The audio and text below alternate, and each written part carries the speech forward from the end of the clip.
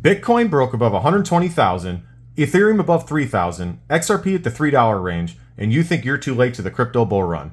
Well, let's quickly point out the facts so that it is clear as day what is happening right in front of our faces. We have barely started crypto week. The ISO 222 messaging standard protocol went live yesterday. If you don't know what that is, I posted it right here for you, but if you want more, go research it. FedWire, the U.S. Federal Reserve's real-time gross settlement system, officially adopted the ISO 222 messaging standard July 14th, yesterday. Massive, massive news. Then, Proshares XRP ETF is going live today, 4 days early. They couldn't even wait till Friday. They're doing it today. Not only that ETF got approved, we are waiting on a total of 72 crypto ETFs. Once that hits Wall Street, it's going to go bananas. Then you have the Trump family has branded their name to the crypto industry. Think about this. The President of the United States of America has strongly branded his name, and the family has branded their name into the crypto industry. Trump coin, Melania coin, World Liberty Financial. They are up over $6 billion in net worth because that's how hard they have attached themselves to crypto. Then you have the Clarity Act and the Genius Act. There's the Clarity Act. I'll show you right there. Go research it if you don't know what it is. Also the Genius Act. Go research all this. These both, there's some differences, but they're both mainly for regulation, framework, and infrastructure for digital assets. Then we have the Anti-CBDC Surveillance State Act. This is very important, and I'll tell you why. So this basically prevents the Fed from distributing central bank digital currencies. That's important because it prevents central banks from having a monopoly-like ownership control over the entire new infrastructure of the entire system. So incredibly bullish there. Then you got the majority of Congress is pro-crypto. Then on top of that, you have Scott Bessent, who's the new U.S. Treasury Secretary, also incredibly pro-crypto, and he just happens to be one of Wall Street's most successful bond salesmen. Personally, I'm very happy that he's in this position for many reasons besides crypto. Then on top of that, you have Paul Atkins, new SEC chairman. He is incredibly pro-crypto. Unlike Gary Gensler and the entire previous presidential administration, all anti-crypto is gone. Pro-crypto is in. Scott Bessent, Paul Atkins, pro-Congress, Trump. It's all adding up. Then you got Ripple Labs applied for their U.S. banking charter license less than 2 weeks ago. Ripple Labs is going to become a legal trust bank within the United States. And they chose the Bank of New York Mellon Corp to be their U.S. custodial bank for their assets. It just keeps going and going. The partnership list of Ripple Labs is just insane. It goes so far. It takes forever to research how many partnerships they actually have. I'll name off some. Everyone's heard of BlackRock, Standard Charter, Santander. SBI Holdings is trying to become the MicroStrategy Michael Saylor version for XRP.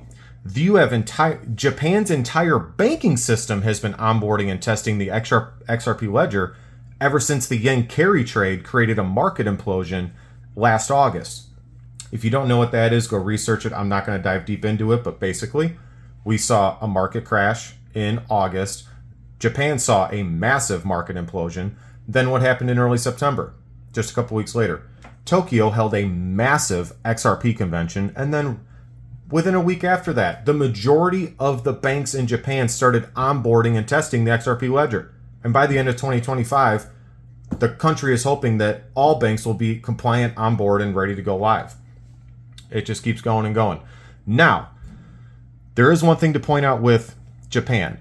Their market cap for all of their yen, I believe, is 141.6 something billion yen, which only equivalates to just over $1 billion US, so not that much. But what happens when the XRP ledger starts moving trillions of dollars in liquidity every day for giant financial institutions, big hedge funds, governments? They maybe grab a portion of the future tokenized real estate market because all of real estate is going to be tokenized. Maybe they grab a portion of the derivatives market, which we've heard rumors about, which is worth well over $1 quadrillion. it's incredible. It's unfathomable what is going to happen with XRP. Then we have Rosie Rios, the 43rd U.S. Treasurer. I feel like most people don't know who this is, so I try to bring her up a lot. She was the 43rd U.S. Treasurer of the U.S. from 2009 to 16. Her name is on many U.S. dollar bills, her signature. She is on the board of Ripple Labs.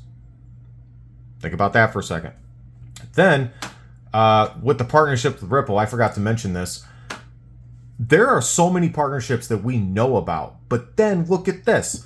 Ripple Labs has 1,700 non-disclosure agreements with different financial institutions across the world. 1,700 non-disclosure agreements.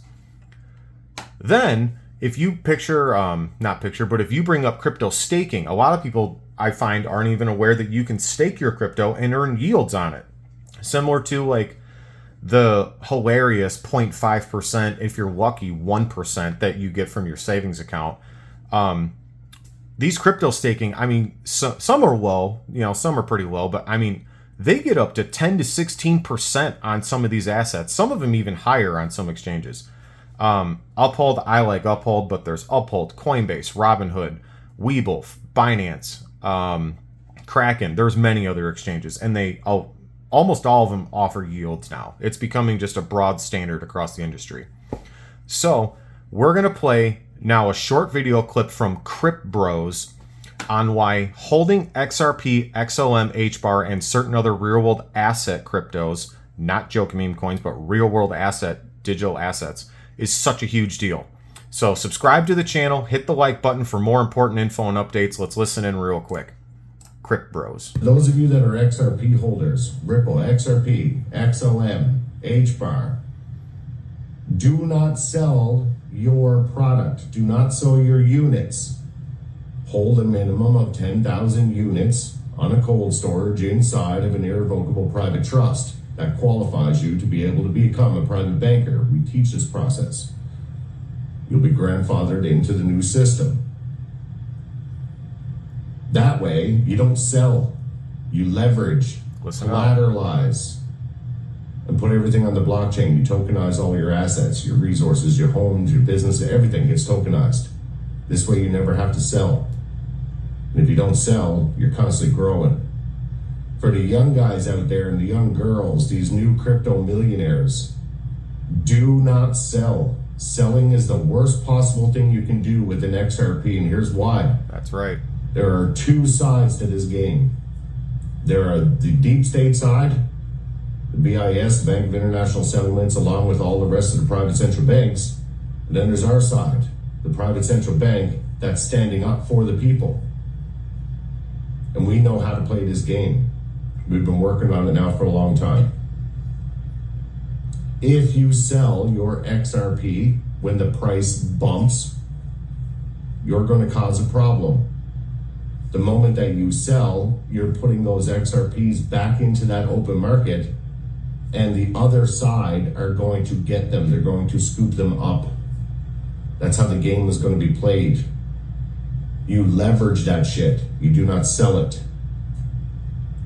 If you give them control over that XRP, over the Ripple network, you've lost the game completely.